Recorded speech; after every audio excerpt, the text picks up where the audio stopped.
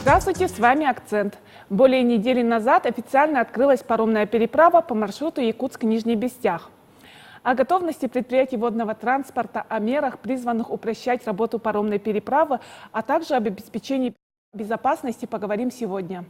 У нас в гостях Семен Николаевич Коркин, руководитель департамента водного и железнодорожного транспорта Министерства транспорта Республики. Семен Николаевич, здравствуйте. Семен Николаевич, ответьте, пожалуйста, сколько всего паромов осуществляет перевозки по маршруту Якутск-Нижний Бестях?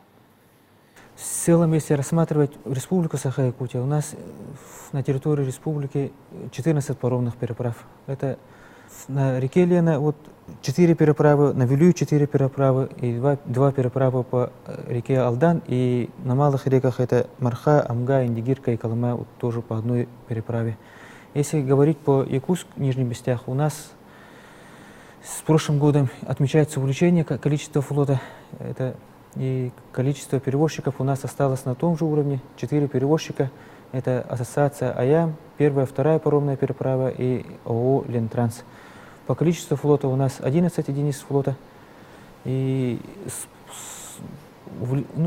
ассоциация АЯМ приобрело еще одно судно дополнительное. Тоннаж флота у нас составляет 8800. Это общая грузоподъемность судов, которые задействованы в навигацию 2019 года. Давайте поговорим о мерах, принятых в этом сезоне, которые призваны упрощать работу паромной переправы. В целом, если говорить о упрощении паромной переправы, у нас на сегодняшний день весь флот сдан соответствующим образом российскому речному регистру, соответствует требованиям безопасности судоходства на речном транспорте. Проведена работа по подготовке причалов, по благоустройству, ведется работа постоянно по очистке и так далее, по подготовке с учетом уровня воды и так далее, ведется подготовка причалов. В целом подготовка и ход по улучшению мероприятий у нас неоднократно обсуждались на уровне председателя правительства в прошлом году. И в этом году у нас было выездное совещание в поселке Нижний Бестях, где совещание было, на самом пароме было проведено, где были обсуждены проблемные вопросы и перспективные вопросы развития паромной переправы. Семен Николаевич, все ли готово для пикового сезона? Ведь впереди период отпусков, СЭХов, ягодный сезон. Что по сравнению с прошлым годом? Мы сравнивали обычные дни и выходные дни.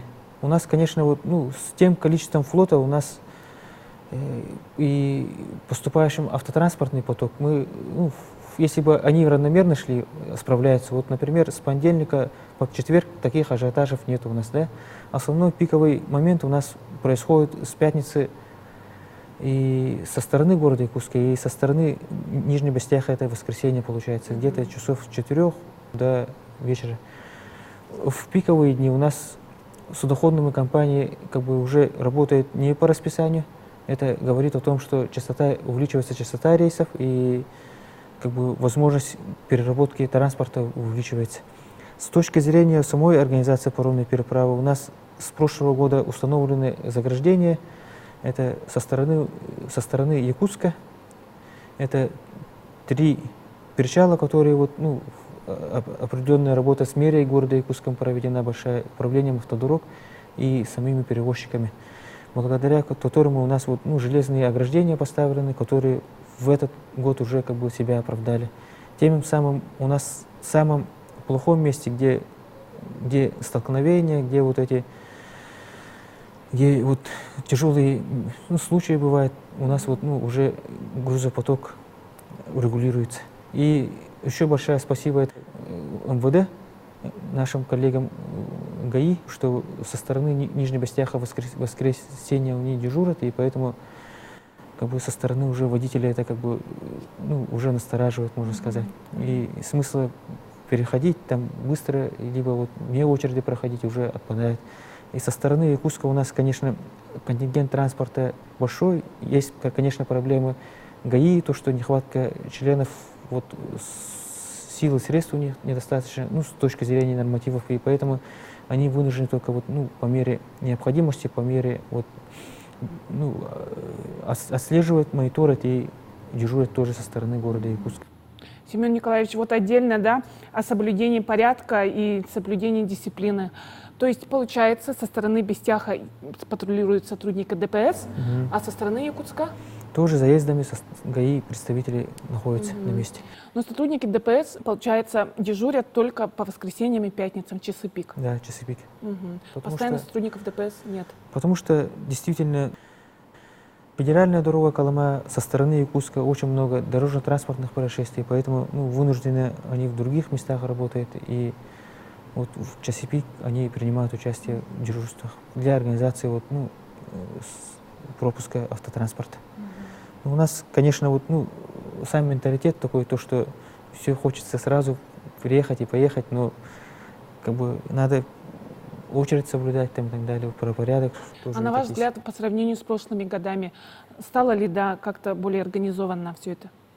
На наш взгляд, конечно, вот эти ограждения, то, что ГАИ дежурят, то, что количество флота постепенно увеличивается, это только плюс. Семен Николаевич, давайте поговорим отдельно про тарифы. Остались ли они на уровне прошлого года?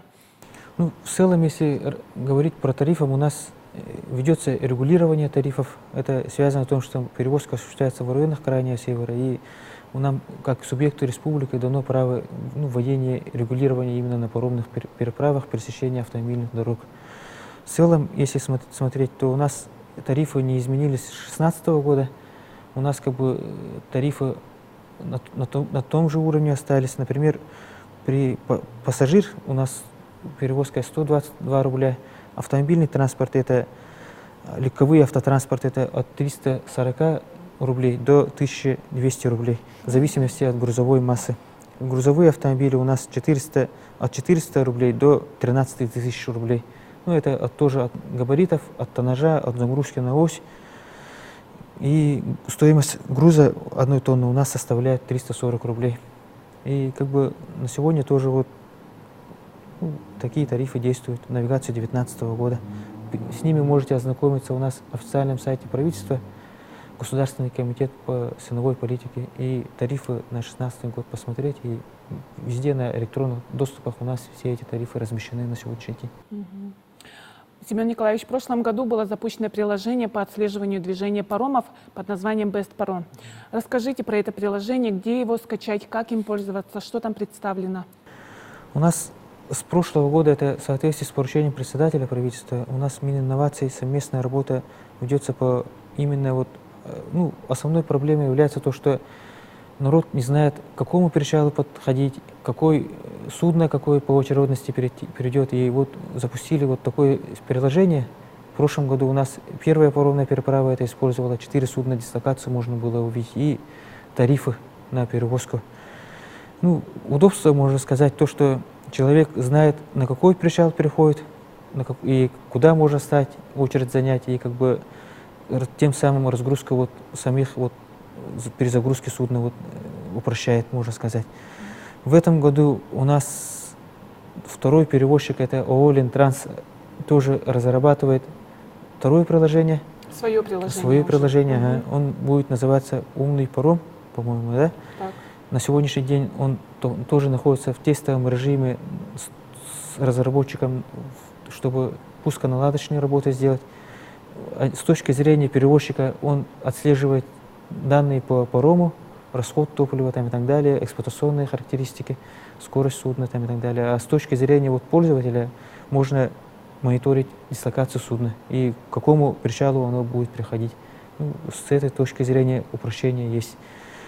Что касается третьего перевозчика, он перевозит, это ООО «Ассоциация АЯ», в основном у них паромы рассчитаны на грузовой транспорт и как бы перевозка с опасным грузом. Тоже работу сейчас ведут, и с разработчиком ООО «Продвижение» у нас хорошо то, что у нас в республике такие люди находятся, и высокие IT продукты делаем и так далее. И как бы Мининноваций в этом тоже очень сильно работу хорошую ведет, и как бы такую работу должны завершить по Якутск, Нижний Бестях. Вторым этапом у нас должно быть внедрение других уже паромных. Это Кангаласы, сотинцы, получается, это тоже им интересно, и Махсоглах, Качакацы. Это Махсоглах, Качакацы им интересно, потому что у нас автомобильная дорога до Нижней Бастяха, вот асфальтированная, как бы уже дошла автодорога Лена, получается, федеральная, да, и они определенный грузопоток потеряли. Поэтому у них тоже интересно было бы паромщикам запустить, и как бы тоже люди знали, что на суда на причалах имеется, и как бы чтобы уже гарантированно можно в Махсоглах, либо вот Качкацы, либо вот Кангаласы, сотницы уже спокойно можно было ехать. Второе это поручение, это по приложению, это вопрос внедрения автоматизированных скопления автотранспорта мониторинги, чтобы определенные камеры были, чтобы с интернетом все связано, и как бы чтобы люди знали, сколько машин именно на причале находится. Это тоже должно упростить эти механизмы. Вкратце так по Это все приложению. находится в разработке, разрабатывается? Да, у нас одно приложение без паром уже работает, и как бы вы можете скачать либо Android, либо iPhone, у кого на App Store, и Play Market можно скачать, и на как любой бы смартфон? на любой, да, и можно свои замечания там и так далее по нововведениям уже стадии вводить. То есть любой человек может скачать себе на смартфон и отследить движение паромов? Да, у нас это в открытом доступе находится, как бы, и применяем как бы эту работу. Какие еще приняты решения на перспективный период? Например, со стороны города Якутска у нас причалы находятся в ведении мэрии городского округа города Якутск. Со стороны Нижней Бастяха у нас в муниципальном районе Мегино-Кангаласский район. И в оперативном управлении у них специальное предприятие есть, которое МАУ-Сетим называется, которое занимается благоустройством, отсыпком территории, причалами и так далее, и заключает договора с перевозчиками. В целом у нас перспективный период – это благоустройство и совершенствование схем завоза, то есть заезда автотранспорта это будет. Например, с Нижней Бастяха района есть предложение о том, чтобы поменять действующую схему, чтобы возможность была кругового движения. Это позволит увеличить как бы возможности автостоянки, получается, и как бы выезда и заезда автотранспорта. Как бы определенные тоже ограждения установить. На сегодняшний день это капитальные вложения требуются, порядка 7-8 миллионов рублей. Плюс со стороны Нижней Бастяха большая работа должна провестись по благоустройству. Это санитарные точки, туалеты и так далее, по очистке территории, то же самое в таком направлении. И еще у нас председателем правительства дано поручение, чтобы мы изучили еще раз повторно другие субъекты, чтобы как у них разработается, потому что в некоторых субъектах один перевозчик работает, например, Керчь, один перевозчик, и фиксированные эти режимы работы и так далее, поэтому, чтобы возможности применить у нас в субъекте. Именно в самом сложном паромной переправе Якутск-Нижний Бастях, чтобы, с учетом другого опыта, еще право применить.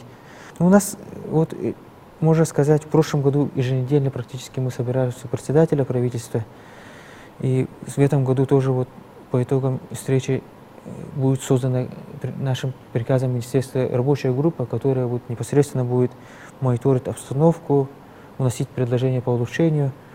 Это в ближайшее время мы должны с мэрией собраться и рассмотреть еще раз договора аренды земельных причальных сооружений и с точки зрения общепита, организации культурных этих, чтобы человек, когда находился на очереди, чтобы получал полные услуги питания, отдыха и другие сопутствующие эти услуги. О комфорте уже говорится водителей и пассажиров. Повышении комфорта предоставляемых услуг с точки зрения улучшения для населения республики. Семен Николаевич, спасибо вам за интересную беседу. С вами был «Акцент». До новых встреч!